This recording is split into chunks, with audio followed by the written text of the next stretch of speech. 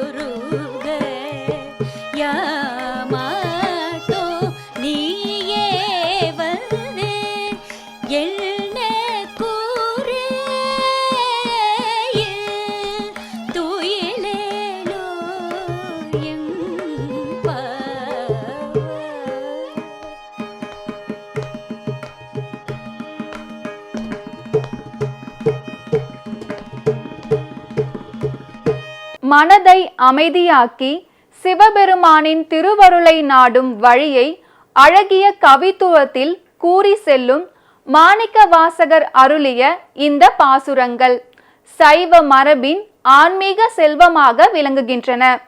ஒவ்வொரு பாசுரமும் பக்தரின் உள்ளத்தை தூய்மைப்படுத்தி இறைவனின் கருணையை ஒளிர செய்து ஒளிரூட்டும் நிழலும் இல்லாத ஒளியாக நம்மிடம் பொழியும் வகையில் அமைந்துள்ளது.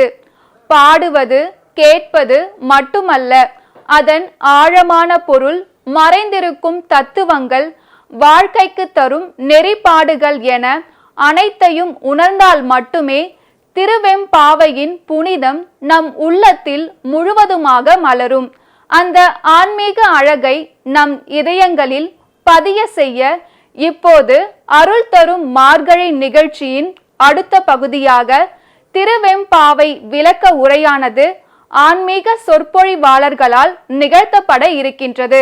வாருங்கள், திருவெம்பாவையின் தத்துவ பொருள், அதன் ஆன்மீக ஆழம், சிவபெருமானின் அருள் நெறி இவற்றை நமக்கு தெளிவாகவும் மனதை நெகிழ செய்யும் விதமாகவும் எடுத்துரைக்கப்படுவதை பக்தி கவனத்துடன் மனதின் அமைதியுடன் கேட்டு வரலாம். திருச்சிற்றம்பலம். அண்ணாமலையம் அண்ணா போற்றி, கண்ணாரமுத கடலே போற்றி.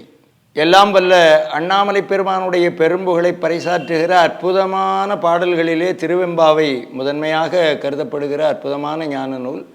இந்த நூலை சிந்திப்பதற்கு ஒரு அருமையான நல்ல வாய்ப்பினை நல்கி இருக்கிற நம்முடைய மக்கள் தொலைக்காட்சி நிறுவனத்தார்க்கும் மக்கள் தொலைக்காட்சி நேயர்களுக்கும் எளியனுடைய அன்பு கலந்த வணக்கத்தை இந்த இனிய நேரத்திலே தெரிவித்துக் கொள்கிறேன்.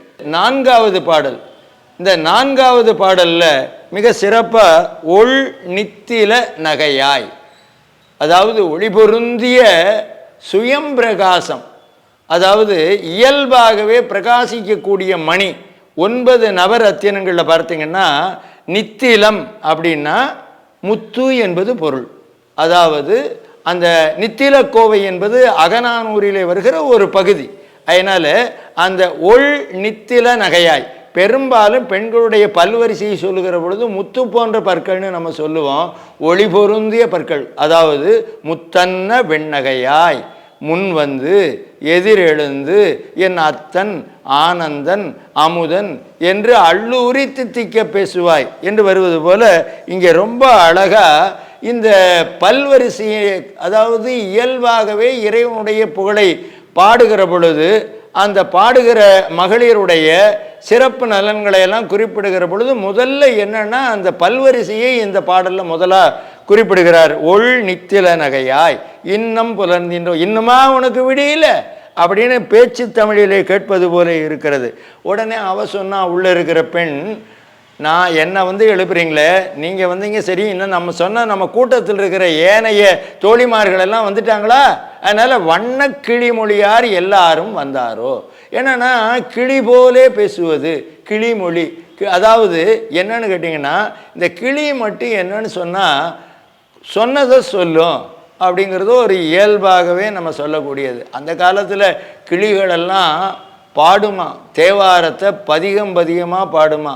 அதாவது நம்முடைய தெள்ளும் ஓசை திருப்பதிகங்கள் கிள்ளை பாடுவ. கிளிக்கு இன்னொரு பேர் கிள்ளைங்கிறது, அஞ்சுகம்னு ஒரு பேர். அதனால் கிள்ளை என்ன செய்கிறதா, பதிகங்களை பதிகமாக பாட நாகனவாய் என்கிற பறவைகள் பாடுவதை கேட்டு மகிழ்கின்றதாக வருகிற குறிப்பெல்லாம் நம்ம பார்க்குறோம். அதனால் இங்கே என்னன்னா, வண்ணக்கிளி மொழியார் எல்லாரும் வந்தாரோ எண்ணிக்கொடு உள்ளவா சொல்லுகோம், அதாவது இரு நான் எண்ணி பார்த்து சொல்கிறேன் என்று பெண்கள் இயல்பாகவே வேடிக்கையாக வினோதமாக பேசுகிற அந்த பேச்சு தமிழிலேயே எண்ணிக்கொடு உள்ளவா சொல்லுகோம் அவ்வளவும் கண்ணை துயின்று அவமே காலத்தை போக்காது. அதாவது ரொம்ப அழகா உறங்கி கிடப்பது எதற்கு சமம்னா உறங்குவது போலும் சாக்காடு என்கிறார். அதனால என்னன்னா தூங்கலாம். அதை திருமூலர் சொல்லுகிற தூக்கம்னு ஒன்று இருக்குது. தூங்கி கண்டார் சிவலோகம் தம்முளே. சீவன் முத்தர்களுடைய நிலையில் வர்ற அந்த தூக்கம் வேற, தூங்காமற் தூங்கி சுகம் பெறுவது எக்காலம் என்று பாடுவார்கள் நம்முடைய பெரியவர்கள். இங்கே வர்ற நீ உறங்கி கொண்டு இருப்பது என்னன்னா, இறைவனுடைய புகழை பாடுவதற்கும் சென்று நீராடுவதற்கும் ஆயத்தமாகாமல் இன்னும் நீ உறங்கி கொண்டு இருக்கிறாய். அதுவும் வேடிக்கையாக வேற, எல்லாரும் வந்தாச்சானெல்லாம் வேற நீ கேட்டுக்கிட்டு இருக்கிறியே அப்படிங்கிறத சொல்லி, நம்ம எப்பேற்பட்ட பெருமானை போய் பார்க்க போறோம் தெரியுமா? விண்ணுக்கு ஒரு மருந்து, அதாவது விண்ணுளார் விரும்பி எதிர்கொள்ளவே மண்ணுளார் வணங்கும் மறைக்காடர் என்று பாடுவார் அப்பர் பெருமான். அதுபோல அதாவது அந்த பெருமான் விண்ணிலே, அதாவது எல்லா இடத்திலையும் நீக்கமர நிறைந்திருக்கிறான். இறைவன் சர்வ வியாபி என்பதுதான் பொது. ஆனால் அவன் சிறப்பாக பஞ்சபூதங்கள் என்று சொல்லுகிற நிலம், நீர், தீ, காற்று, ஆகாயம், அப்புறம் சூரியன், சந்திரன், இயமானன் என்று சொல்லுகிற 8. அதனால இறைவன் 8 இடங்கள்ல சிறப்பாக இருந்து நமக்கு அருள் பாலிக்கிறார். அதனால தான் பஞ்சபூத தலங்கள்ல நிலத்திற்கு காஞ்சி மாநகரம் ஆரூர், அதே போல நீர்னா திரு ஆனைக்கா, நெருப்புக்கு திருவண்ணாமலை, காற்றுனா திருக்காலத்தி, ஆகாயம்னா நம்ம சிதம்பரம். அதனால விண் என்று சொன்னால் ஆகாயம். நம்மெல்லாம் பார்க்குற இந்த ஆகாசத்திற்கு பூதாகாசம்னு பேர். ஆனால் சிதம்பரத்தில் இருக்கக்கூடிய ஆகாசம் எதுன்னா, அது எந்த ஆகாசத்தை நமக்கு நினைவுபடுத்துகிறதுன்னா, ஞானாகாசம் என்று சொல்லுகிற சிற்பர வியோமத்தை குறிப்பிடுகிறது. அந்த சிற்பர வியோமத்தில் இருக்கிற பெருமான், அந்த கூத்தாடுகிற அந்த ஞானமா நடராசமூர்த்தி இருக்கிறாரே, அவர் விண்ணுக்கு ஒரு மருந்தாக இருக்கிறார், வேதத்தினுடைய விழுப்பொருளாக இருக்கிறார். அப்படிப்பட்ட பெருமானை அல்லவா நாம் சென்று பாட வேண்டும், பரவ வேண்டும். விண்ணுக்கு ஒரு மருந்தை வேத விழுப்பொருளை கண்ணுக்கு இனியானை. பெருமான, அதாவது நம்முடைய புறக்கண்களால் ஒவ்வொரு தலங்களிலும் சென்று பார்க்கிறோம். ஒவ்வொரு இப்போ திருக்கடவுர்னு சொன்னால் காலசம்ஹாரமூர்த்தி, தில்லை என்று சொன்னாக்கா நம்ம நடராஜ பெருமான், அதுபோல் அட்ட வீரட்டானங்களில் போனால் ஒவ்வொரு தலங்களில் ஒவ்வொரு நிலையில எழுந்தருளியிருப்பார் தென்முக கடவுளான்னா அவர் தட்சிணாமூர்த்தியாக நமக்கு பார்க்குறார், சோமாஸ்கந்த மூர்த்தியாக நம்ம பார்க்குறோம், அம்மையப்ப பிள்ளையாக பார்க்கிறோம். அதனால் என்னன்னா அவருடைய திருமேனிகள் எத்தனையோ அந்தந்த வகையிலே அவன் கண்ணுக்கு இனியானாக இருக்கிறான். எப்படி இன்னும் உற்சவ காலங்களில் பெருந்திருவிழா நடைபெறுகிற பொழுது நம்முடைய ஞானசம்பந்த பெருமான் கூட அழகாக சொல்லுவார், மயிலாப்பூரில் அங்கம்பூம்பாவையை பார்க்கிற பொழுது கண்ணினால் அவர்தம் நல்விழா பொலிவு காண்டல் என்று சொல்லுவார். அதெல்லாம் உண்மையாக இருந்தால் பூம்பாவையே அந்த எலும்பு மீண்டும் பெண்ணாக உருப்பெறுங்கிற பொருளில் பாடுகிறார் நம்முடைய ஞான சம்பந்த பெருமான். அதனால் கண்ணுக்கு இணையானை பாடி கசிந்து, அதாவது பாடுறது மட்டும் இல்லை, பாடுறது நெகிழ்ந்து உருகி பாடணும். பாடுறது சும்மா இல்லை, நல்ல நெக்கு நெக்கு நினைப்பவர் நெஞ்சுளே புக்கு நிற்கும் பொன்னார் சடை புனிதன். அதனால் அவனை பாடுகிற பொழுது காதலாகி கசிந்து கண்ணீர் மல்கி ஓதுவார் தம்மை நன்னெறி குய்ப்பது வேதம் நான்கின் மெய்ப்பொருளாவது நாதன் நாமம் நமச்சிவாய என்கிறார் நம்முடைய ஞான சம்பந்த பெருமான். அதனால் எப்படி பாடணும்? காதலாகி கசிந்து, அதாவது ரொம்ப அழகா அவனுடைய பெருமைகளையெல்லாம் நினைந்து அவன் நமக்கு செய்கின்ற அந்த கருணை இருக்கிறதே.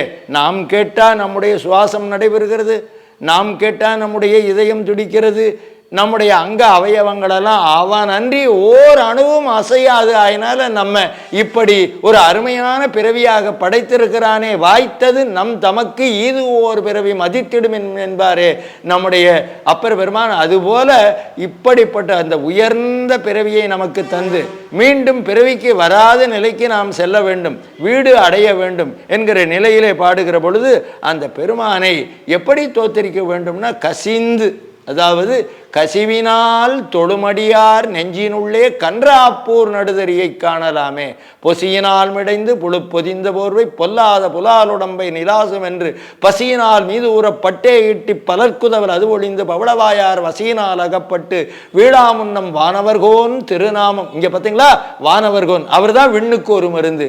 வானவர்கோன் திருநாமம் அஞ்சும் சொல்லி கசிவினால். அப்போ என்ன செய்யணும்? அவனுடைய திருவைந்து எழுத்து இருக்கிறது, நம சிவைய, அது தூல பஞ்சாக்கரம், சிவைய நம சுக்கும பஞ்சாட்சரம். என்ன உயர்ந்த நிலையிலே அவனுடைய திருவைந்தளத்தை குருவினுடைய உபதேசம் பெற்று ஜெபிக்கிற பொழுது அவனுடைய கருணை நமக்கு பல்கி பெருகும் என்கிற கருத்திலே அதனால் கசிந்து, அதனால் காதலாகி கசிந்து அவனுடைய அந்த திருநாமங்களை அவனுடைய புகழை நாம் ஓத நம்முடைய வாழ்வு மலரும், நம்முடைய பிறவி என்கிற நோய் அகலும். அதனால் அப்படிப்பட்ட கண்ணுக்கு இனியானை பாடி கசிந்து உருகி உள் நெக்கு நின்று உருக யாம் மாட்டோம் நீயே வந்து எண்ணி குறையில் துயில் ஏலோர் எம்பாவை. உனக்கு அப்படி வேணும்னா நீ வா, நாங்கள் எவ்வளோ பேர் இருக்கோன்னு வந்து வெளியில் பாரு, எங்களை எல்லாம் எண்ணி பார்த்து அப்புறம் நீ வந்து அப்புறம் தூங்குறியா இல்லை எங்கள் கூட வர்றியா, அது உன் விருப்பம் அப்படின்னு சொல்கிற மாதிரி இயல்பான ஒரு பாடல். பார்த்தீங்கன்னா இயல்பா அப்படி அந்த இருவரும் அந்த கலந்து உரையாடல் போல நம்முடைய மணிவாசக பெருமானுடைய மதுர வாக்கு அமைந்திருக்கிறது. நன்றி, வணக்கம். மார்கழி மாதத்தின் ஆன்மீக தெளிவை நம் உள்ளங்களில் பாய செய்து அமைதி, ஒழுக்கம், ஒளி ஆகியவற்றின் சாரத்தை நமக்குள் விதைக்கும் ஒரு அழகிய ஆன்மீக பயணமாக இன்றைய அருள் தரும் மார்கழி நிகழ்ச்சி அமைந்தது என எண்ணுகின்றோம். மீண்டும் அடுத்த நிகழ்ச்சியில் அடுத்த பாசுரங்களுடன் சந்திப்போம். நன்றி, வணக்கம்.